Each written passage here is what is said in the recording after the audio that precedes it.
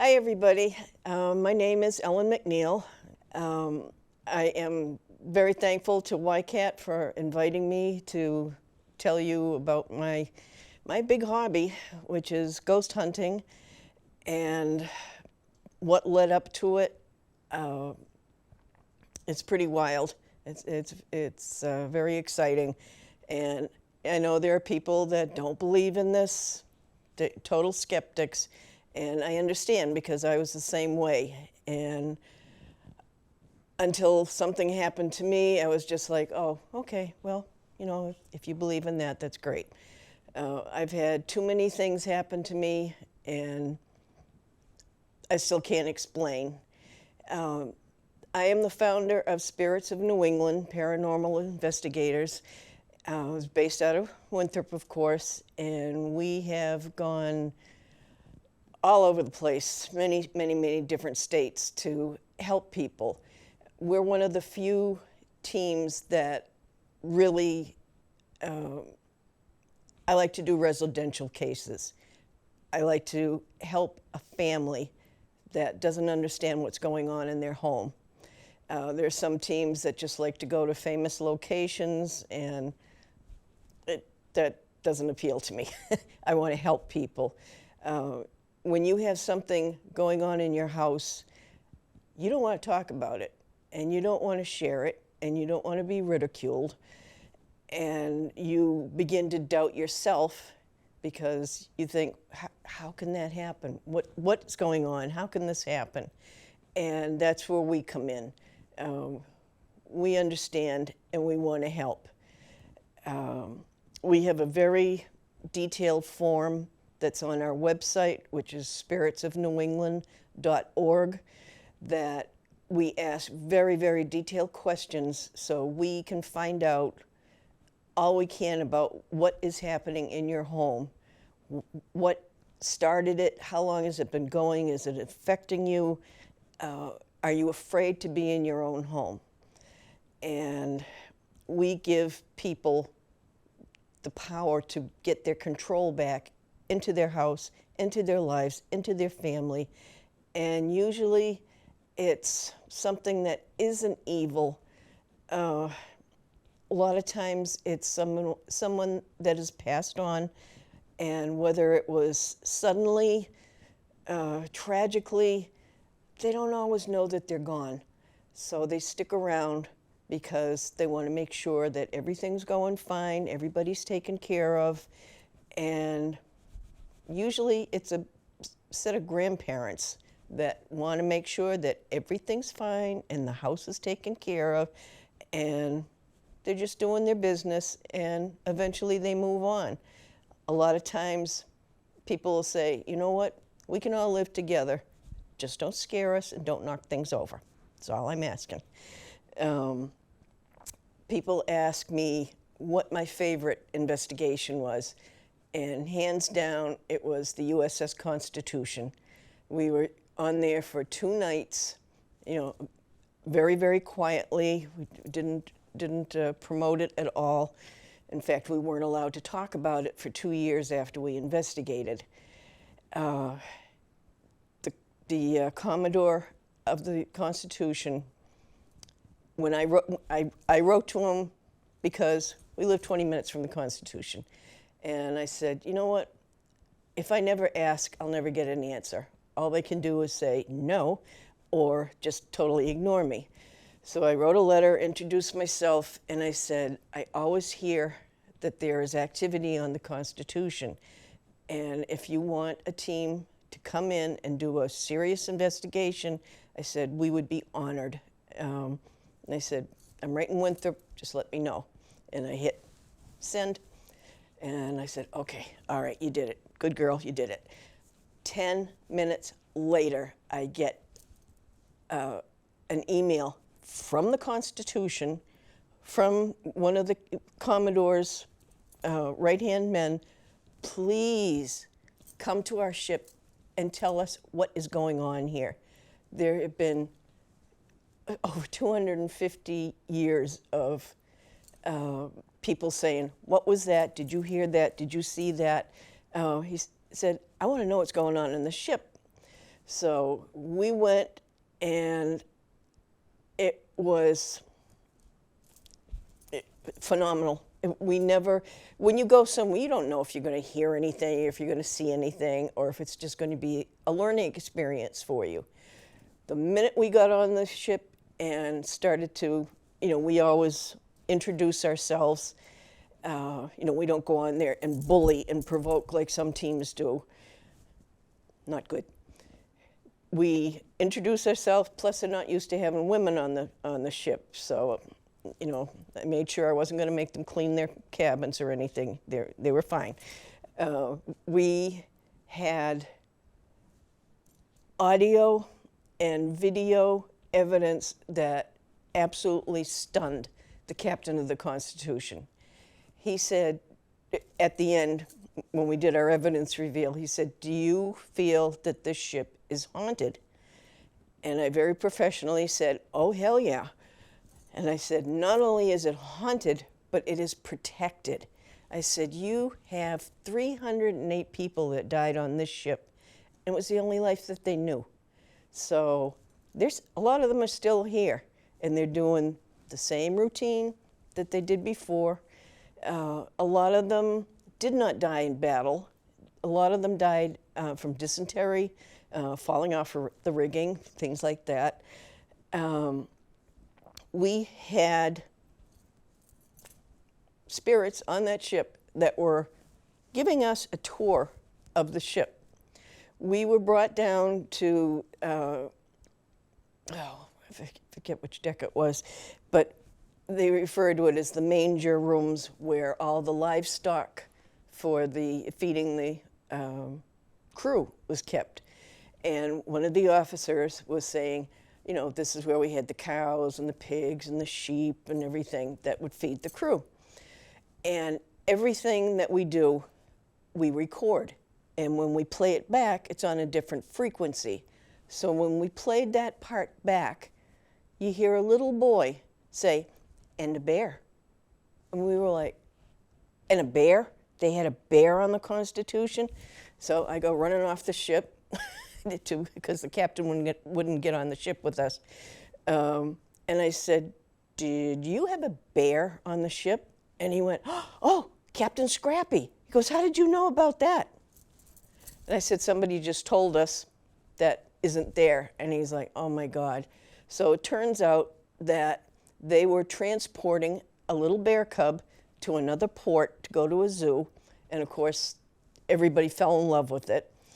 And that was Captain Scrappy. And we looked it up on Google just to make sure that this really happened. And sure enough, there he is. And they sell little tiny bear cubs at the Constitution gift shop. So we investigated it, and I said, "There's a big thing here that I don't understand and I can't explain." And he was like, "Well, what's that?" And I said, "You said that these little boys that ran all over the ship because they were so small and they could just go up and down all over the ship. I'm 5'4", and I was banging my head on the ceiling." And I said, "Okay, I understand why you had these little kids." And I said, "How did a little boy that died in the 1800s know about a bear that was on the ship in 1930? How do you explain that?" They loved this bear, and the little kid is still there. And we had so much activity on that ship. We had direct responses to questions we were asking. One of them was, I introduced myself, and I said, "Can you tell us your first name or your last name, or what position you held on the ship?" I said, just to get to know you. And we played that back in the recorder, and it said, "By the door." Great, what's by the door? So I look around, and there's the plaque with the 308 names of everyone that died on that ship. And I said, "Thank you." I said, "I know that was a lot of energy for you, But I said, I can't sit here and name off all 308 of your names. And I said, thank you for responding to my question, and that you were here, and you're still here. And we were down on one of the gun decks, and we were by those huge cannons, the cannons that we had there, they have there. And you could see Jack with his camera, and he's looking down the deck of the Constitution. And all of a sudden, you look up and you see a shadow figure walking behind Jack. And I spun around. There's nobody there. But there was somebody that was watching him and watching us taping this. We had this snapping noise. And I was like, okay, what is that? So we asked one of the officers, I said, what does that sound like to you? Do you recognize that? And his jaw dropped. And he said, do you know what that is? I said, no. He goes, that's a starter whip. That's what they would motivate the crew to get working, cracking that whip. And he goes, that is a starter whip. And there was nothing else it could be. It was just crazy. And another time, I had my daughter in one of the officers' quarters, and she was sitting at a table, and pitch black, only could see the infrared in the room, so you could see her. And all of a sudden, she just turned around and looked at this big bureau that had this gorgeous bevel glass mirror on it. And you see this light go up and around the bevel. You can see it reflected on the table. And when we played the whole thing back, my daughter said, I never saw a light there. And I said, well, why did you turn around and look in the mirror? And she said, I have no idea. But she said, I just felt that there was something there. So she never saw it until we did the video. The place is amazingly active, and because of COVID and national security and all that, I said, we'll probably never be able to do it again. But we also trained and did boot camps with Jason and Grant from TAPS, also known as the Ghost Hunters Show. We learned so much from them, and we showed them the evidence. And I said, why don't you guys do it? And so they got the Navy involved, and they did the filming, and they went on there. We did 2 nights, they only did 1. And he said, we didn't catch anywhere near how much you got. I said, well, I said, you catch your own stuff that nobody else gets, so that's okay. But it was such an incredible honor to be on the ship. And we went to areas on the ship that the public never sees. And of course, we weren't allowed where the radars and the sonar is. And there's a crewman that every hour he goes down to the depths of the ship to check the bilge pump to make sure that the ship isn't sinking. And every time he'd see us, he'd go, you guys are crazy, you guys are crazy. And he'd go running off the ship. He says, I don't know how you do this. And I said, well, okay, you get that feeling in you that you have questions and you want answers. And when you're respectful, you get great evidence. I could talk about the Constitution for hours, but I won't. I've also investigated places in Winthrop. Dawn Mahoney's house. Dawn is the president of the Winthrop Art Association. Her house is insane. And she was one of the first phone calls I got when we started our team. And you get the phone call that, you're the only one I know that I could talk to about this. And I was like, oh my God, here we go. And I said, what's going on? And I said, Ellen, you've known me for 50 years. You know how I am, and I don't lie. She said, I saw a full body apparition of an American Indian in my house. Okay, all right, so ghost hunting just got really real right now. And I said, how can I validate this and how can I help her? So I said, you know what, I'm going to go right to the first step, which is the town historian, Dave Hubbard, God bless him. And I explained to him, I said, I didn't tell him who it was that called me or where she was. And he said, well, he said, there are Indians that were buried down in French Square down the center. And he said, they used to parade them up and down Bartlett Road. Where does Don live? Bartlett Road. So I was able to validate that there was all this activity that happened. They used to be out on Deer Island, and they were just treated horribly. So I said, if this guy is comfortable in your home and you don't mind him being there, tell him he's welcome to come over anytime he wants to, because back 200 years ago, that was obviously a place that they would go by and he felt safe with. You know, it was just amazing to be able to say, here's the paperwork on Indians in Winthrop. And it gave her so much comfort. And it was a big learning experience for me, because our team went above and beyond to find out every fact we could to validate this for her.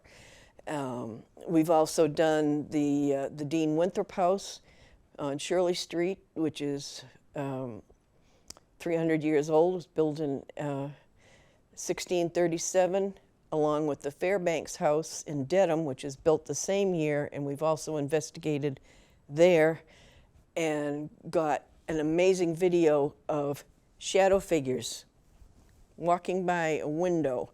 And we tried to recreate that by looking like idiots running around on the street. The sidewalk are the street lights elongating people that are walking by the street. How do we explain this? You know, we've got shadow figures, and one of them was very creepy, very, very tall, and very slowly lumbered by 3 windows. So when we packed up the next day, I got in touch with the caretaker, and I told her what happened, and she said, it was really, really tall, and I said, yes. And she said, oh, well, the original caretaker, Henry, was 6'7". Was he checking us out and making sure we weren't being disrespectful to the house? I don't know, maybe, but we got him on video. We have, you can go on YouTube under Spirits of New England. You can see the documentary we did on the Constitution. It was very hard to go from a 2-night investigation to like 15, 20 minutes on a CD, but we got some very, very impressive evidence that we could show you. The Dean Winthrop House, Captain Pierce built the house. Captain Pierce would talk to this little girl and tell her stories at night. Come to find out, that was the little girl was related to Dave Hubbard. And she doesn't remember the stories, but people would smell pipe smoke. And it was just a comforting little story to tell of the Dean Winthrop House. There's so much, so many antiques and wonderful items in there. If you've never been there, you really should stop in. And one of the, we were talking about all the rifles that were in the front parlor at the Dean Winthrop House. And at that time, Dave Hubbard is laying on the floor, just listening to everything and participating in our investigation, which was great. And we said, you know, Captain Pierce, I said, do any of these rifles belong to you? Not expecting a response. We get, no. Okay, all right, just asking. Um, we've been blessed with some of the places that we've done. But the other question people ask me is, how did I get involved with the paranormal? And as a kid, I'd be watching all the horror movies, all the phantasmic features, and anything scary. I just loved it. Just loved any ghost things, anything that was creepy. And those of you that know me well know that I lost my brother in Vietnam in 1971. And the things, he was buried on my 18th birthday, so I was just a kid. The things that happened before we found out he was killed and after he was killed that also affected my dad, I had no one to talk to. There wasn't a ghost hunter show. There weren't paranormal teams around. I had no one to talk to say, how did this happen? What, I can't explain this. I don't understand. So I just kept everything inside me. I had no one to talk to, so I didn't talk to anybody. And I said, he went out of his way from Vietnam to let my dad and I know that he was gone. So when the Army showed up at our house the next day, we were like, yep, come on in, we know. And we said, what do you mean you know? We know. He let us know he is gone. And my father was an Army guy. You know, he was from Duke and Ray's sports shop, taught scuba diving on the Winthrop Beach. He was a no-nonsense type of guy. He knew he was gone. I knew he was gone. It would take me another 2 hours to tell you all the things that happened, but that started me saying, how do I explain what happened? How could this be? And I made myself a vow that I would never let anybody I know go through a death and have no one to talk to, because that is the worst feeling in the world when you can't talk about the pain that you're in. I know he's around. I have no doubt in my mind about it, and I feel blessed because of it. And I was able to sit down with Jason and Grant and tell them the things that happened. And they were like, oh my God. He says, and you've been walking around with all that inside you? And I said, yep. And he said, I am so glad that you talked to us about it, because he was trying to warn you, he was trying to protect you, and he definitely watches over you. It was just amazing. So I've been doing this since 2009. I have a wonderful team. I have some of my family on there. You've seen Jack Kenna, who is my best friend, who is on just about every paranormal show there is, because everybody loves him, and he's a great guy. And I've been on Haunted Case Files, went up to Canada to film that. It only took me 3 years to get on TV, because I didn't want to, and I'm a nervous wreck just sitting here. I can talk in a hall with 300 people, but one-on-one, that's tough. But we had a wonderful time up there, and I've also been on my favorite paranormal show, which is A Haunting, which has been around forever. And we did a case in Dedham that she contacted us, and her house was insane. And we were able to isolate a lot of the things that led up to all the activity in the house. We did a lot of history of the town that she lives in.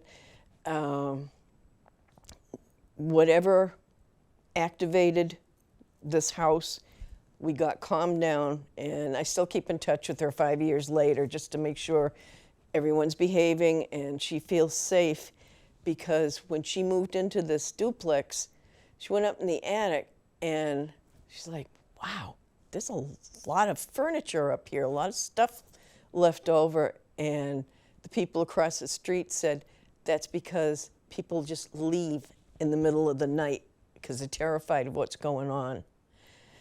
And I have the psychic ability of a Q-tip. So if I feel something or something happens to me, it's a big thing. We were up in the attic, and there were all these mirrors. And I said, this doesn't look good, because they're all reflecting off each other. And I was standing there, and I said, oh my God, a big truck must be going by. And there was no truck, there was nothing. I was shaking, my feet were shaking. And Jack turned around and he said, do you feel that? And I said, yep. He said, there's a portal up here. And he said, there is all sorts of residual energy that is up here. And he said, that's what's affecting this whole side of the house. The other side, nothing. There was something about that side of the house. And we were able to go into the library and find out that there were all sorts of strange meetings that used to happen in that basement, uncomfortable stuff.